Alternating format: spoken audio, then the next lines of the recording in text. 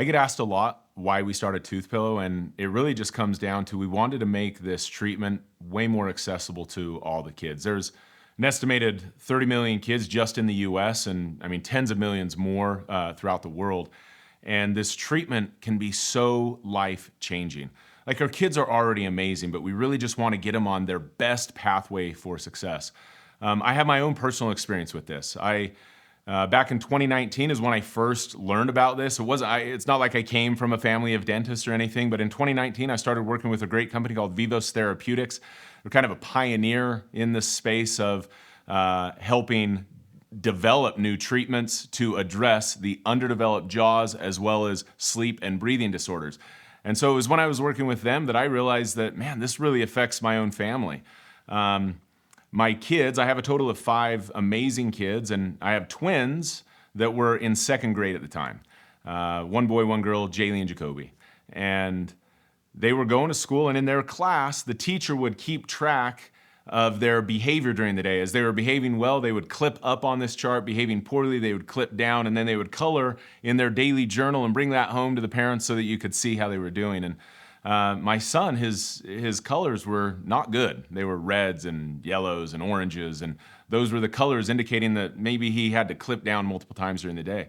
And his teacher emailed home. She also stopped one time my wife in the carpool lane and just kind of expressed her concern, like, I'm really concerned Jacoby's, inattentive or always fidgety and, distracting and other things. And unfortunately, in our society, we then think, oh, the child has a behavior disorder, and often that leads to medication. And for certain kids, that might totally be right. But I remember learning from Dr. Ben Moralia, who happens to be our chief clinical officer, that a child that doesn't get good rest at night behaves poorly during the day. And so I stopped and thought, wow, maybe this is affecting my own family. So we actually monitored Jacoby's sleep, and we discovered that he stopped breathing about once every 10 minutes.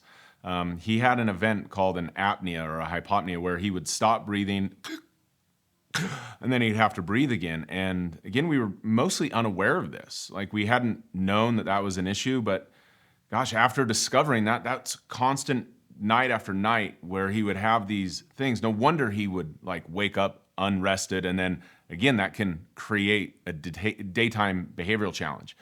And another thing that I had learned from these great doctors like Dr. Ben was that it's really the jaws, as they're smaller, then the airway, the functional space that we breathe through, like that tube, is also smaller. And so that what was causing it. And one of the key ways to see that is you look in the mouth. Are the teeth coming in straight? So, and sure enough, we look in Jacoby's mouth, and they were all types of crooked. It's called the crossbite, where, the upper teeth are behind the bottom teeth. And, he had a lot of cavities. He had to get one of his molars extracted early and taken out because it was, so rotten. And all of those things are linked. As we breathe through our mouth, it dries out our saliva. We increase the amount of cavities we have. Our lips get chapped. And again, just simply the crowdedness. So he had all the signs. And then we now had the hard evidence that he also was having those breathing issues at night. So we got him one of these mouthpieces that he wears while he sleeps, and 1 to 2 hours during the day. And it was totally amazing. Like, at first, I'll admit, I was a little bit of a skeptic. Can these mouthpieces that look like almost like a sports guard really do what people were saying they would do? And he wore it after 10 months. We have a before and after photo, and it was pretty dramatic. His teeth went from being all crooked and crowded to now lining up straight. His gums started getting healthier. His lips were less chapped. And even just 3 months after he started treatment, we got another call from the school about Jacoby and his behavior. This time it wasn't bad. This time they were inviting us to come to school because he was being recognized as the student of the month in his grade. And it just changed it. The stigma that goes along with the problem kid in class can kind of stay with the child for a long, long time. And in this case, it was just simply that he wasn't breathing well. And so, man, I felt so motivated that we had to go and help as many people as possible know this.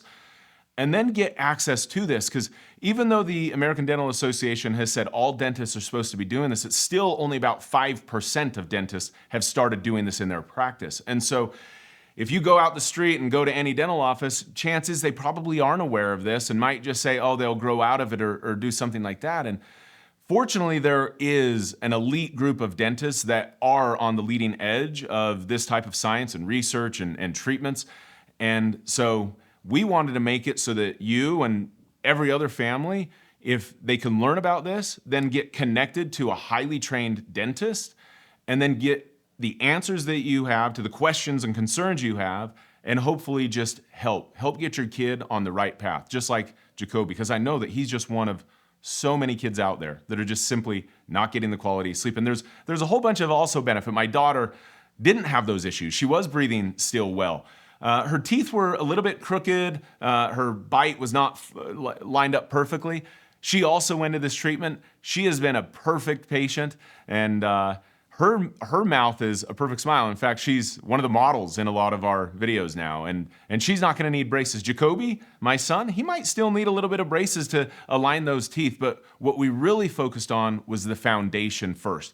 How are the jaws developing so that the teeth can come in straighter? And again, the jaws or the bones sets the tone of the soft tissues and the airway function. So larger jaws, larger airway, better breathing.